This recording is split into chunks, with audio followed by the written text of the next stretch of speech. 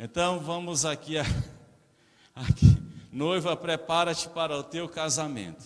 Pai, em nome de Jesus, teu Espírito está aqui, ó Espírito Santo. Podemos te sentir, podemos sentir o teu cheiro, podemos sentir a tua presença, podemos sentir o teu toque como uma brisa do ar, do vento. Podemos sentir uma revolução no nosso interior, porque tu vai agindo dentro de nós, porque tu não ages a partir de Cristo em nós, não ages de fora para dentro, mas de dentro para a mente e para fora. Então o Espírito Santo que está em nós, que está nesse lugar, que se move, que toca, traz revelação para nós, traz alegria de viver, traz alegria de ser útil, traz força e vigor para a tempo e a fora de tempo estar abençoando nossos irmãos e aqueles que o Senhor colocar em nosso caminho. Ó Espírito Santo, assim te oramos, em nome de Jesus. Apocalipse capítulo 19, 6 a 9, diz assim: nós vamos falar hoje a noiva de escrava a esposa. Do Egito, deserto e Canaã, né? Apocalipse capítulo 19, 6 e 9 diz: então ouvi algo semelhante ao som de uma grande multidão, como o estrondo de muitas águas e fortes trovões que bradava: aleluia, pois reina o Senhor, o nosso Deus, o Todo-Poderoso. Essa multidão pode ser aqui na Ágape Parquelândia, né? Uma grande multidão com um estrondo de muitas águas, dizendo: aleluia, reina o nosso Senhor Jesus Cristo, né? O nosso Deus Todo-Poderoso, amém? Então a gente pode fazer bastante zoada, o pessoal pensar que tem 10 mil pessoas aqui dentro, né? Amém? Você pode fazer, dizer aleluia, pode dar glória a Deus, não precisa economizar não, viu? Tá bom? E nem paga imposto para dizer: olha que coisa boa. Regozijemo-nos, vamos nos alegrar e dar-lhes glória, pois chegou a hora do casamento do Cordeiro e a sua noiva já se aprontou. Foi-lhe dado para vestir-se linho fino, brilhante e puro. Linho fino são os atos justos dos santos. E o anjo me disse: escreva, felizes os convidados para o banquete e do casamento do Cordeiro. E acrescentou: estas são as palavras verdadeiras de Deus. Quando chega este momento do casamento, meus queridos, temos uma certeza absoluta, e eu falo pessoa, Laércio, respeitando quem pensa diferente, mas tenho certeza absoluta que neste encontro aqui de casamento, igreja com Jesus Cristo, será o período de uma tribulação que a terra nunca experimentou, chamada de grande tribulação. Porque quando nós lemos o Antigo Testamento, os profetas, nós vamos ver um momento de perseguição. E eu vou contar um fato para vocês para mostrar que já houve tribulação e é uma constante ação destruidora na terra e de causar sofrimento e dor. Por ocasião da diáspora ou da perseguição e destruição do templo de Jerusalém e a perseguição dos judeus, não era ali o momento de perseguição, igreja propriamente dito, mas judeus. A história diz que as mulheres grávidas, o soldado partia a barriga, tirava a criança e colocava um rato e costurava. É uma coisa diabólica, terrível. Isso é dor. Mas quando nos remetimos ao que a Bíblia fala em grande tribulação, é preciso a gente entender que a grande tribulação está relacionada à total ausência e manifestação ou intervenção de Deus. É a total ausência da intervenção de Deus na terra e a liberdade total de Satanás de agir na terra. Aí pode contar que há uma grande tribulação. Não queira estar nesse momento.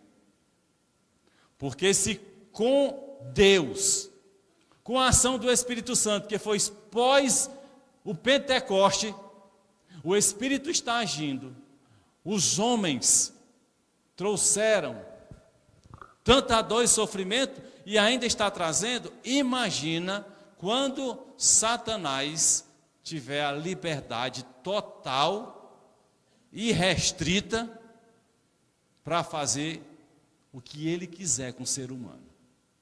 Aí te prepara que aí será uma grande tribulação.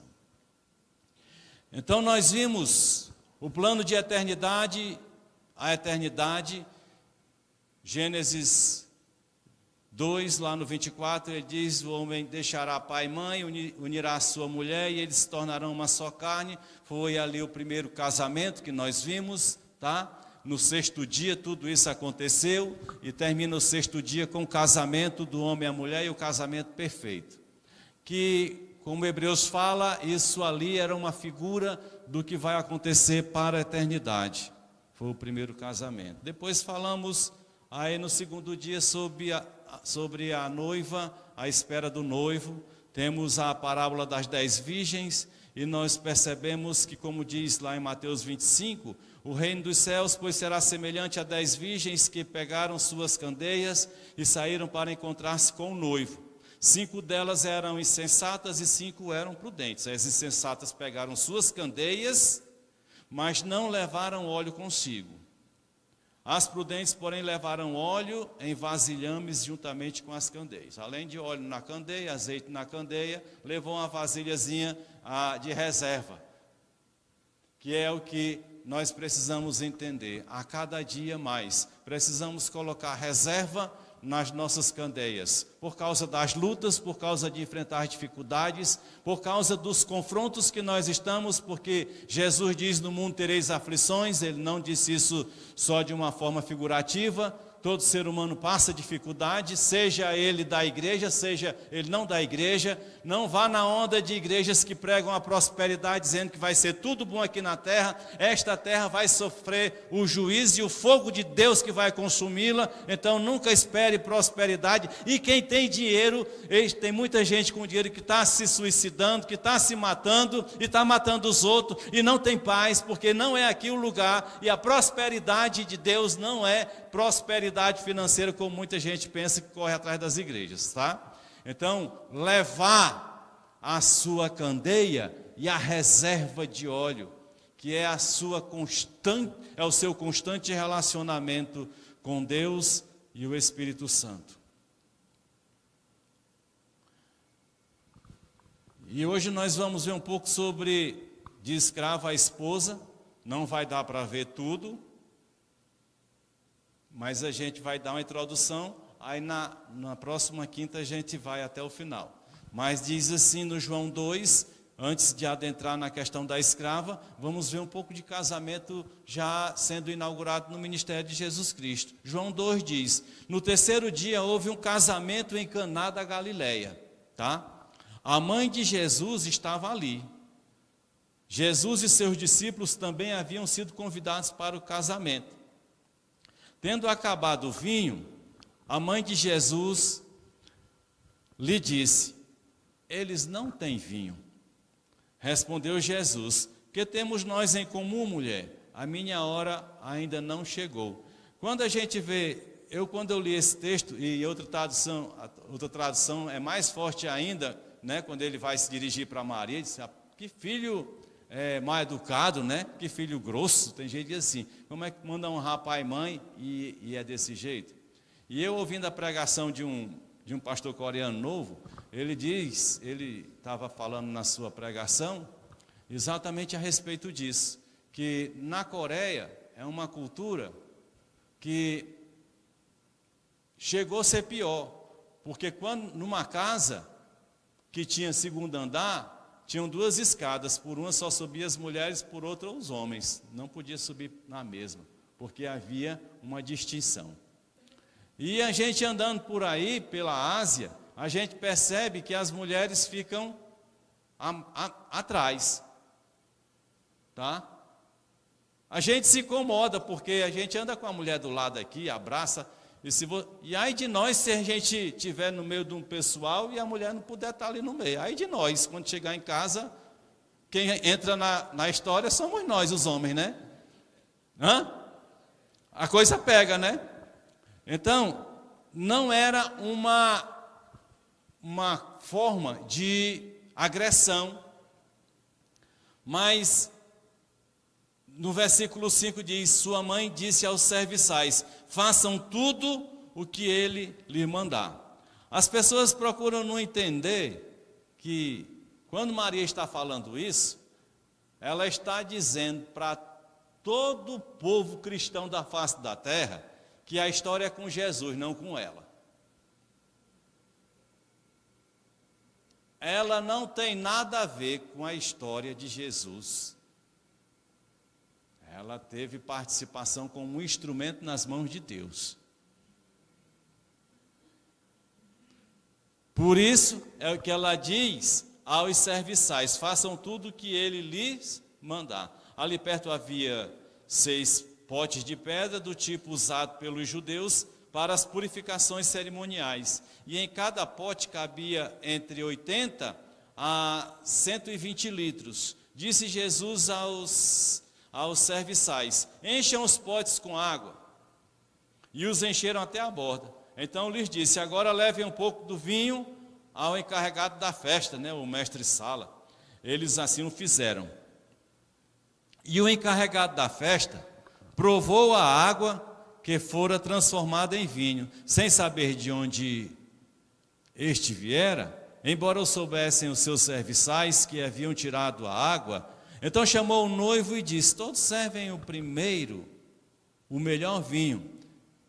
E depois que os convidados já estão altos, né, já beberam bastante, manda o vinho inferior é servido. Mas você guardou o melhor vinho até agora, porque tudo de Jesus é o melhor. Jesus não te dá nada diferente de melhor, tá? Jesus não vai dar um esposo ruim se você pede a ele, né? Se quer ir na frente de Jesus, aí o problema foi teu, né? Mas ele nunca dá nada menos do que o melhor para a gente, quando a gente com humildade vai em busca dele, né?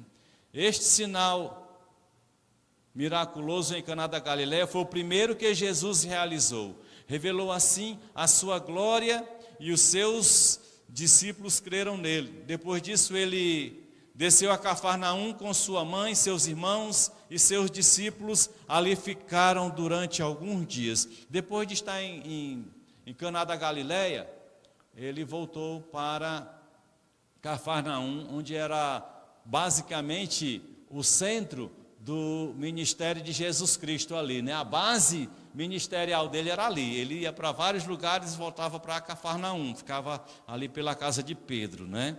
Então Cafarnaum sim era o centro do ministério de Jesus. Você pode ver Mateus 9, 1 a 2, Marcos 2, de 1 a 5. E nós vamos ver que aqui fala que foi o primeiro milagre. O primeiro milagre que foi aquele vinho, né, transformação de água em vinho, foi realizado em um casamento. Nós temos casamento de Adão e agora nós temos casamento principiando o ministério de Jesus Cristo, porque nós iremos às bodas do Cordeiro. O casamento com Jesus não será na terra. E nós não vamos de espaçonave. Nós não vamos andar nas espaçonaves do Elon Musk, sei lá como é o nome. Esse cidadão aí que está com muita novidade, né? Nós não vamos, até porque a gente está sem $200 mil, né? Para comprar uma passagem de ida só, porque não volta, né? Mas nós vamos ter um encontro com o Senhor Jesus. E com certeza não será na terra. E não será através da morte. Localizada então Cafarnaum, né? Ali às margens do norte da Galileia, foi um local muito importante, um próspero centro de pesca e comércio. A palavra Cafarnaum quer dizer lugar de tumulto ou desordem. Era cheio de gentio, viu? Tinha uma mistura muito grande. Por isso Jesus vai para lá. Jesus não foi para outro lugar onde havia uma seletividade de judeu. Apesar dele ter buscado sempre os seus discípulos ligados aos judeus, mas ele foi para Cafarnaum, onde havia um povo gentílico. E Cafarnaum queria dizer lugar de tumulto ou de desordem. E quando a gente observa nos escritos bíblicos, vamos perceber que Jesus tinha sido batizado, tinha passado pelo deserto e estava com seus discípulos quando ele fez o primeiro milagre, tá? Existem umas histórias aí que Jesus, ele começou a fazer milagre desde criança. Não é verdade, tá? Vamos pela Bíblia, porque a Bíblia diz que aquela transformação de água em vinho foi o primeiro sinal que Jesus deu, tá? Então, nós também precisamos entender que nas mãos de Deus, o comum se torna extraordinário. Tudo que a gente coloca nas mãos de Deus, tá? Até o nosso cafezinho, se a gente coloca nas mãos de Deus, ele deixa de ser comum para ser extraordinário. E que o sobrenatural age sobre o natural, tá certo? Então o sobrenatural age sobre o natural. Então quando você tiver algo, e o natural é o que a gente tem, que a gente palpa, pega, cheira, bebe, tá? E por aí vai. E o sobrenatural é aquilo que vem acima dele e que é estabelecido por Deus, e Deus nos faz agir, andar pelo sobrenatural. O primeiro milagre que se tem conhecimento com o registro no Evangelho de João se dá, então, nessa festa, como falamos, que Jesus transforma a água em vinho. E não é só transformar, ele faz cerca de 600 litros de vinho, numa lapada só, né? O povo se alegrou, foi muito, né? O vinho na nova aliança representa o sangue de Jesus, tá? Então, quando a gente vai falar de vinho, a gente vai falar de vinho referindo-se ao sangue de Jesus. Então, o vinho não é para embriagar, o vinho é para a gente lembrar do sangue do Cordeiro. O Êxodo 24:8 diz: depois Moisés aspergiu o sangue sobre o povo, dizendo: este é o sangue da aliança que o Senhor fez com vocês, de acordo com todas essas palavras. Êxodo 24:8. Então aqui nós percebemos que o sangue, ele vem presente em toda a história, tá? O sangue está presente lá no sacrifício de Abel. O sangue está presente aqui. O sangue, ele fala sempre de aliança. O sangue fala de vida. Mateus 26:28. Jesus diz assim: isto é o meu sangue da aliança que é derramado em favor de muitos para perdão de pecados. E 1 Coríntios fala exatamente no 11:25, falando a respeito do sangue da nova aliança. Da mesma forma, depois da ceia, ele tomou o cálice e disse: este cálice é a nova aliança no meu sangue. Façam isto sempre que o beberem em memória de mim. Portanto, nós percebemos aqui que o sangue está presente na aliança, e nós já estamos cansados de ouvir isso, né? No casamento, Deus uniu o homem e a mulher, realizou um milagre aqui também, na transformação de água em vinho, tá? Tudo se figura como um grande casamento, um casamento para a eternidade. A ceia fala de casamento, a ceia fala de bodas, fala de casamento e fala de aliança. E para chegarmos à compreensão maior da noiva, que veio da escravidão, a gente pode voltar um pouco lá no passado, e aí nós vamos ver alguns detalhes, porque Deus ele trabalha. Deus trabalhou o tempo todo na história e continua trabalhando. Às vezes a gente, porque a Bíblia, ela se encerrou no Apocalipse, é inspirado, né, em João, não significa que a ação de Deus se encerrou também lá no primeiro século. Deus, ele vem agindo antes da terra existir, no momento em que a terra existe, e continua agindo depois que seu filho vai para a glória, e depois que ele estabelece uma palavra para nós, através dos seus discípulos. Então Deus ele continua agindo, e ele age hoje. As gerações de Adão são Adão, Sete, Enos, Cainã, Maalalel, Jared, Enoque que andou com Deus, Matusalém, Lameque e Noé, que gerou Sem, Cã e Jafé, né?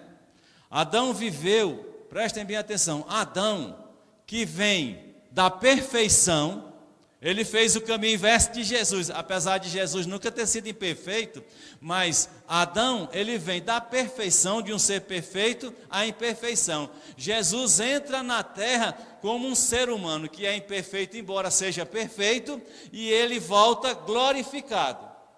Um vem de lá para cá e nos torna escravo, e outro vem da escravidão do homem, da carne, e se torna livre.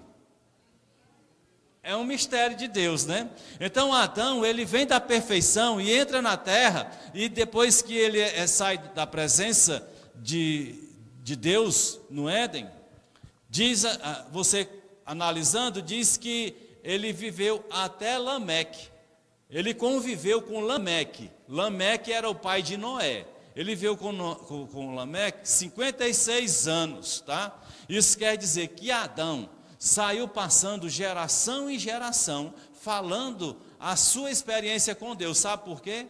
Porque diz que na viração do dia, Deus vinha receber a adoração de Adão. Adão sabia como adorar Deus. Adão tinha uma relação mais ampla do que a gente possa imaginar. E aí então ele vem orientando, ele vem falando a respeito disso. As coisas não acontecem por acaso, mas ele vinha falando. E ele chegou até Lameque, ele conviveu com Lameque, pai de Noé, 56 anos, tá?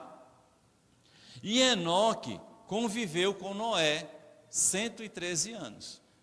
Enoque que continuou, Enoque absorveu tanto aquele conhecimento que Adão estava passando para ele, que ele absorveu esta palavra de Adão tão grande na vida dele, que ele passou a andar com Deus. E ele foi arrebatado, simbologia da igreja, o arrebatamento da igreja. Então, Enoque conviveu com Noé cerca de 113 anos. Do dilúvio até Abraão se passaram 292 anos. Tá? No dilúvio sobram 4 famílias. As 4 famílias tinham conhecimento de Deus. Quando você vai para Gênesis 17, 1 a 8, nós vamos ver então a promessa de pai de nações que Deus faz a Abrão, né? Quando diz assim: quando Abrão estava com 99 anos de idade, o Senhor lhe apareceu e disse: eu sou o Deus Todo-Poderoso, anda segundo a minha vontade e seja íntegro. Presta bem atenção que durante toda a palavra de Deus existe uma ordem, uma regra, que ou você cumpre ou não faz parte da família. Andar segundo a vontade de Deus, né?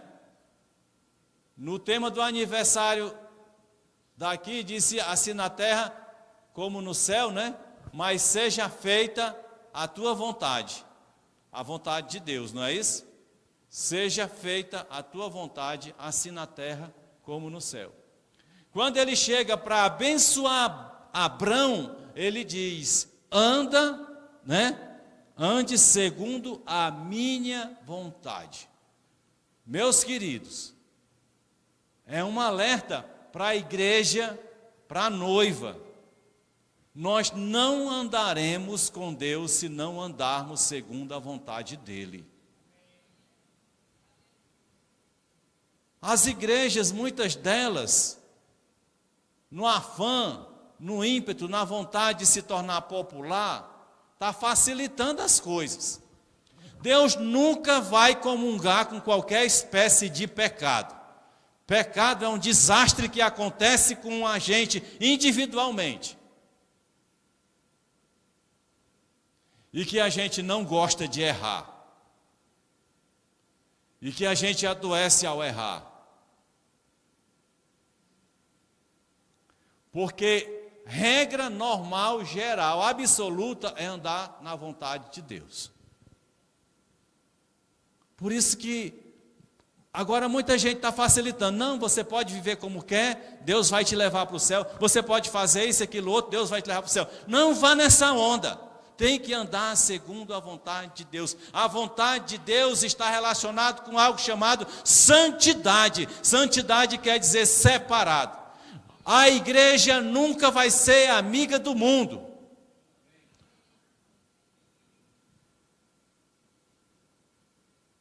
Nunca o mundo vai gostar da gente. E tem muita igreja se esforçando para viver assim, lado a lado com o mundo.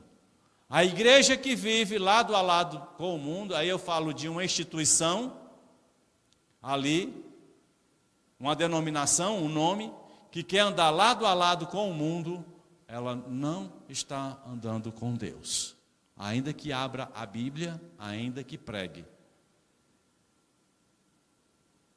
É muito sério. Por isso que a gente vai entendendo a escravidão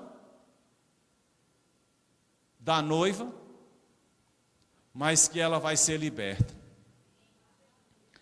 Aí então ele continua dizendo: e seja íntegro, estabelecerei a minha aliança entre mim e você, e multiplicarei muitíssimo a sua descendência. Abraão prostrou-se, rosto em terra, e Deus lhe disse: de minha parte, esta é a minha aliança com você. Você será o pai de muitas nações. Deus cumpriu fielmente. Porque Abraão se tornou pai de muitas nações, né? Não será mais chamado Abrão, seu nome será Abraão, porque eu o constituí pai de muitas nações. Eu tornarei extremamente prolífero, de você farei nações e de você procederão reis. Estabelecerei a minha aliança como aliança eterna entre mim e você e os seus futuros descendentes, para ser o seu Deus e o Deus dos seus descendentes. Toda a terra de Canaã, onde agora você vê, onde você é estrangeiro, darei como propriedade perpétua a você e a seus descendentes, e serei o Deus deles. Mais de 4.000 anos, promessa feita. Está lá Israel, mais de 6.000 anos, promessa feita. Israel que tinha saído de lá, voltou para lá de novo, está na terra de Canaã. Porque Deus não deu para Abraão, então não tem quem tire. E todo dia está voltando gente, é impressionante. Pastor Luizinho, depois vocês perguntam para ele, eu não tive esse prazer, né? Ele já teve, foi para Israel, tomou banho no Jordão, né? Ele quis tirar até um ceroto que o vovô tentou tirar nas costas dele. Com areia, mas não deu certo, vovô, né? Hã? Cobriu? Bombril. Foi areia, não, acho que era areia. Eu vi areia. Foi bombril, não foi? Tentou tirar com bombril, mas não deu certo. Acho que lá no Jordão ele tirou. Então procurem falar com ele sobre Israel, como é frutífero como num deserto, como acontece, fale com ele, procure saber. Sente com ele, não vai sentar com ele para se queixar, trazer problema não, pelo amor de Deus. Conversar, coisa boa. Senta com o teu pastor, vai dizer, conta aí, pastor, como foi a sua história de ficar flutuando no mar de sal, mar salgado, né? Conversa com ele que ele vai ter o maior prazer de contar, né? Até esqueci de onde é que eu estava. Gênesis. Então, começando a história, aquele povo embrionário, nascendo, foi crescendo, né? Desenvolvendo devagar. E Gênesis 46, 26 diz exatamente que entraram no Egito com Abraão 66 pessoas. E diz assim, além das mulheres dos maridos, né? Dos filhos. 46, 26. Todos os que foram para o Egito com Jacó, todos os seus descendentes, sem contar as mulheres de seus filhos, viu? Totalizaram 66 pessoas, tá? Então entraram lá no Egito, na época da seca, da dificuldade, tá? Era uma época de passar por uma experiência muito forte. Aquele povo estava ali, já tinha vindo Isaac, já tinha vindo Jacó, que teve experiências com Deus, transformou em Israel, deixou de ser Jacó, e ali então, tudo girava em torno de uma reverência e uma obediência, de um monoteísmo, de uma fé em um Deus único, tá?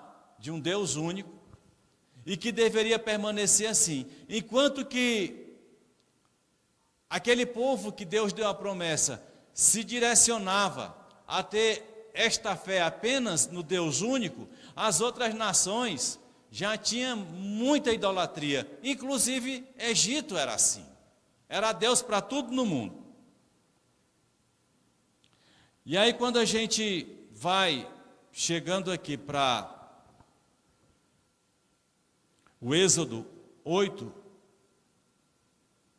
1:8 a 13, nós vamos ver que aquele povo que entrou no Egito foi começando a se contaminar com o Egito, e com o Egito se tornou escravo.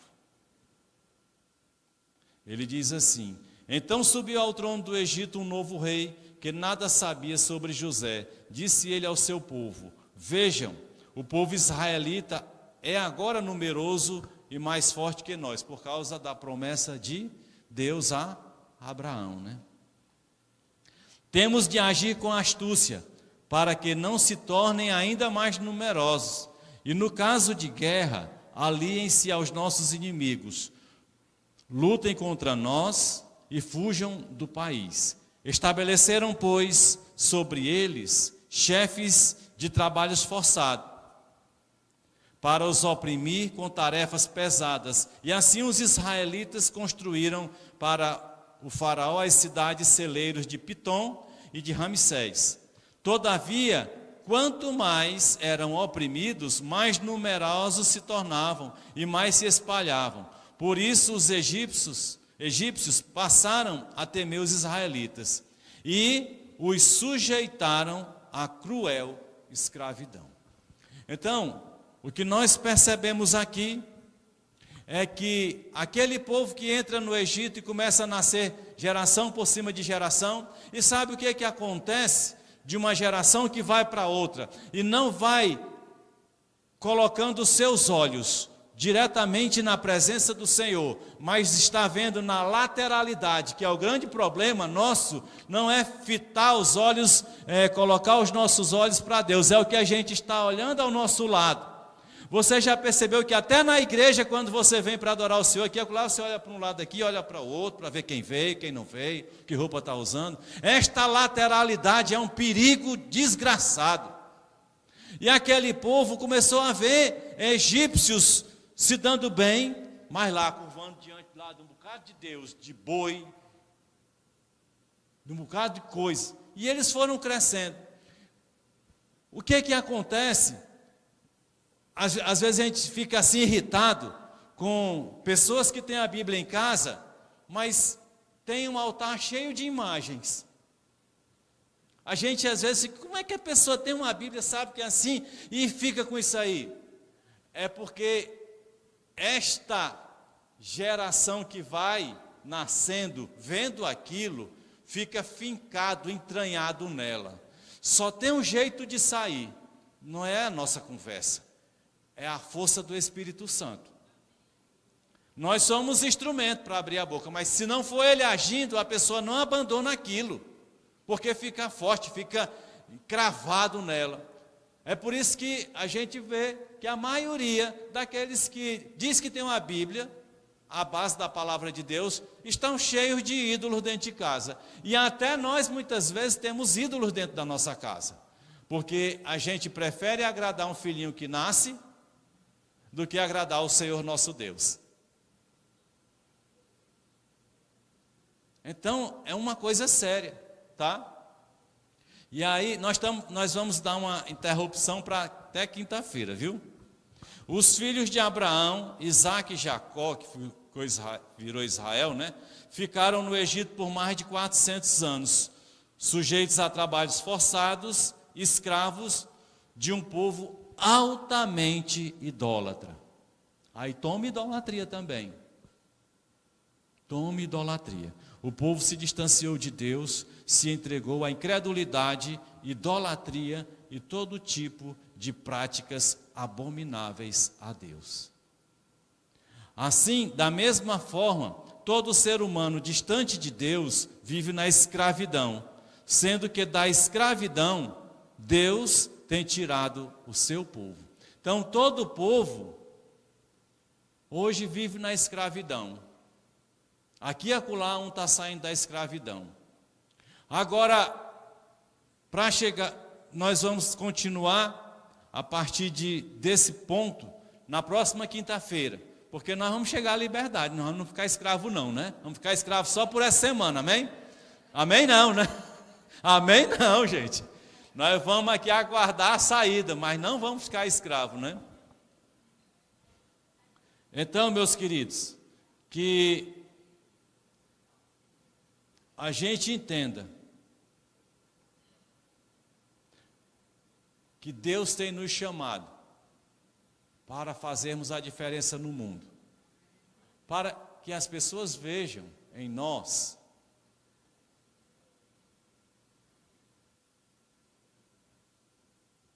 Jesus Cristo. Pelo menos isso, né?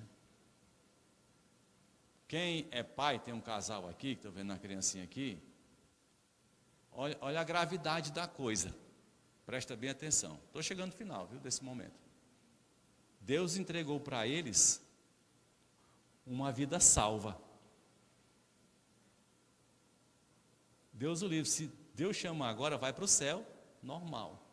Agora, cabe ao casal mantê-la salva. É sério? E gente quer fazer menino por aí e achar que, não, meu Deus do céu, Deus entrega uma criança salva. Qual é o destino dela que nós vamos dar? Vê a seriedade. Então Deus nos constitui sacerdotes. Deus nos chama a sermos instrumentos, profetas em sua mão, para que Ele estabeleça sua glória através de nós nessa terra, tá? Nós não podemos ser seduzidos, nós não podemos ir com a multidão, jogar pedra, nós temos que ir com Jesus, contra a multidão, para ser instrumento e retirar da escravidão muitos que estão na escravidão. E foi para isso que Deus chamou você, amém? Eu gostaria de você ficasse em pé nesse momento, vou fazer esta oração final.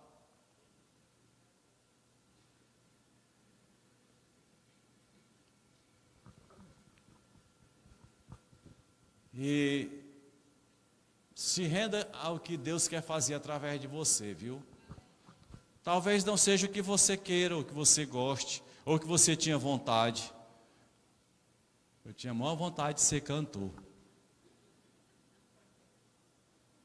Não deu certo, né? Até tive vontade de tocar, mas nunca aprendi, né? Aí tá bom demais. Hã? Falso testemunho, é? E baterista é músico? Misericórdia, hein? Me perdoe os bateristas.